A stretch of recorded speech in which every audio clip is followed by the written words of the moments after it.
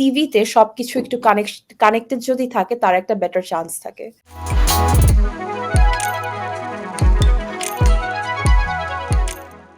আপনার কি মনে হয় ফান্ডিং এর জন্য একজন ইন্টারন্যাশনাল স্টুডেন্টের প্রোফাইল কেমন হলে, যেহেতু এটা খুব কম্পিটিটিভ একটা ফিল্ড, প্রোফাইলটা সে আসলে কি কি থাকলে বলা যেতে পারে যে তার ফান্ডিং অপরচুনিটি বা সাকসেস রেট অনেক বেশি হবে?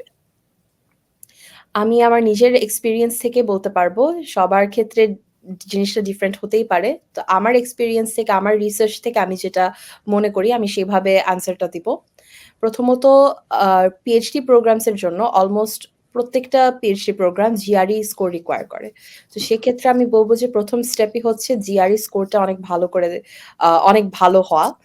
স্পেশালি কোয়ান্টিটেটিভ সেকশন জিআরইর। ওটা অলমোস্ট অ্যাবাভ এট লিস্ট 155 রাখতেই হবে একজন স্টুডেন্টকে, যদি সে একটা কম্পিটিটিভ পিএইচডি প্রোগ্রামে এপ্লাই করতে চায়।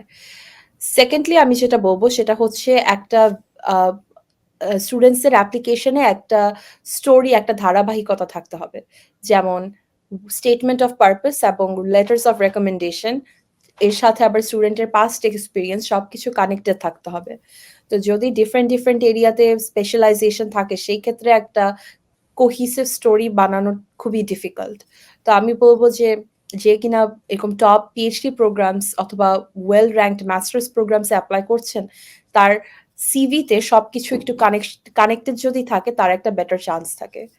আর থার্ডলি আমি যেটা বলব সেটা হচ্ছে যে আপনি যখন লেটারস অফ রিকমেন্ডেশন এর জন্য রিকমেন্ডার চুজ করছেন, এমন প্রফেসর চুজ করতে হবে যে কিনা আপনার একটা হোলিস্টিক রিভিউ দিতে পারে। তো এরকম যদি প্রফেসর আপনি চুজ করেন যে যার সাথে আপনি একটা কোর্স করেছেন শুধু, কি ১টা-২টা কোর্স করেছেন, এরকম যদি প্রফেসর আপনি চুজ করেন, সেক্ষেত্রে প্রফেসর আপনার ক্লাসের মধ্যে পার্টিসিপেশন এবং গ্রেডস এর বাইরে কিন্তু অন্য কিছু নিয়ে আপনার ব্যাপারে বলতে পারছে না। তো এরকম প্রফেসরস চুজ করবেন যাদের সাথে আপনার কোলাবোরেশন আছে ইভেন বিয়ন্ড দ্য ক্লাসরুম। যেমন করে যাদের যাদের আন্ডারে আপনি টিএ ছিলেন কিংবা আরএ ছিলেন কিংবা কোনো রিসার্চ প্রজেক্টে তাদের সাথে আপনি কাজ করেছেন। এরকম যদি প্রফেসর আপনি খুঁজে তাদের কাছ থেকে রিকমেন্ডেশনটা নেন, তাহলে আপনার প্রোফাইল আরো বেশি ইফেক্টিভ হবে।